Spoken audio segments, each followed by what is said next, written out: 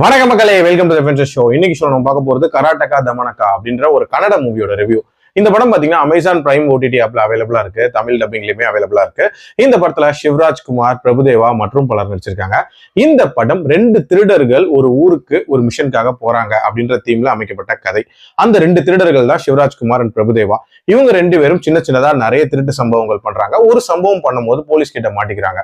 அந்த ஜெயிலர் இவங்களுக்கு ஒரு டாஸ்க் மாதிரி கொடுக்குறாரு. அதாவது அந்த ஜெயிலரோட அப்பாவை கன்வின்ஸ் பண்றதுக்காக அவங்களோட வில்லேஜுக்கு போகணும் அப்படின்ற மாதிரியான ஒரு டாஸ்க். அந்த வில்லேஜோ ஒரு மாதிரி பயங்கரமான வறட்சியில இருக்கக்கூடிய ஒரு வில்லேஜ் அப்படின்னே சொல்லலாம். தண்ணி பஞ்சம் தலை விரிச்சு ஆடுது. அது மட்டும் இல்லாம அந்த ஊருக்குள்ள ரொம்ப நாள் திருவிழா அப்படின்றதும் நடக்காம இருக்கு. நிறைய பேர் அந்த ஊரை விட்டு மைக்ரேட் ஆகி போயிருக்காங்க. போனவங்க யாருமே திரும்பி வரவே இல்லை அப்படின்ற மாதிரியான ஒரு சூழ்நிலை இருக்கு. இப்படிப்பட்ட சிச்சுவேஷன்ல இவங்க 2 பேரும் அந்த ஊருக்குள்ள போறாங்க. போய் என்ன மாதிரியான மாற்றங்களை உண்டாக்குறாங்க, இந்த பிரச்சனைகள் எல்லாம் தீர்த்து வச்சாங்களா, அண்ட் டுவர்ட்ஸ் தி எண்ட் என்ன ஆகுது அப்படின்றத அந்த படத்தோட கதை.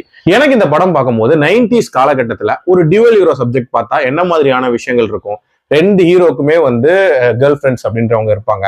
அவங்க 2 பேர் கூடயும் டூயட் இருக்கும். 2 பேருக்குமே ஆக்ஷன் சீக்வன்சஸ் அப்படின்றது ஈக்குவலா கொடுத்துருப்பாங்க. அண்ட் 2 பேருமே ஸ்டார்டிங்ல கெட்டவங்களா இருப்பாங்க, ஒரு கட்டத்துல நல்லவங்களா மாறுவாங்க. இது மாதிரியான பிளாட் அப்படின்றது நம்ம ஆல்ரெடி நிறைய படங்கள்ல பார்த்திருப்போம்.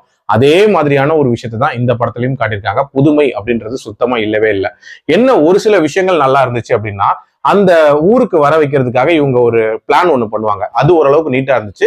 அதை சுத்தி நடக்கக்கூடிய சம்பவங்கள் அப்படின்றதெல்லாம் ஓரளவுக்கு நல்லாவே எடுத்திருந்தாங்க. சொல்ல போனா இந்த படத்தோட அந்த லாஸ்ட் 30 to 40 minutes ஓரளவுக்கு நல்ல பேஸ்ல போச்சு அப்படின்னே சொல்லலாம். அதை தவிர இந்த படத்தோட மிச்சம் 2 மணி நேரம் போனதுமே பாத்தீங்கன்னா ரொம்ப ரொம்ப ஒரு மாதிரி அவுடேட்டடான ஒரு டிராமா பார்த்த மாதிரியான ஒரு ஃபீல் அப்படின்றதான் இருந்துச்சு. ஆல்சோ இந்த படத்துல VFX அப்படின்ற மாதிரிலாம் சில இடங்கள்ல யூஸ் பண்ணிருப்பாங்க. அந்த வறட்சியான பூமியை காட்டுறதா இருக்கட்டும், 2 நரிகளை காட்டுறதா இருக்கட்டும், அண்ட் கிளைமேக்ஸா இருக்கட்டும், இது எல்லாத்துலயுமே VFX யூஸ் பண்ணப்பட்டிருக்கும். பட் ரொம்ப ரொம்ப சுமாரா யூஸ் பண்ணிருக்காங்க அப்படின்னே சொல்லலாம். ஓவரால் இந்த படமே ரொம்ப அவுடேட்டடா ப்ரெடிக்டபிளான ஒரு கதையா தான் இருந்துச்சு. பட் சிவராஜ்குமார் அண்ட் பிரபுதேவாக்காக பார்க்கணும்னு நினைச்சீங்கன்னா கண்டிப்பா இந்த படத்தை ட்ரை பண்ணி பார்க்கலாம். என்னோட ரேட்டிங் இந்த படத்துக்கு 2.3 out of 5. அடல் கண்டென்ட்லாம் இல்ல, பார்க்கணும்னா பாருங்க. மீண்டும் அடுத்த விமர்சனத்தில் சந்திக்கிறேன். நன்றி, வணக்கம்.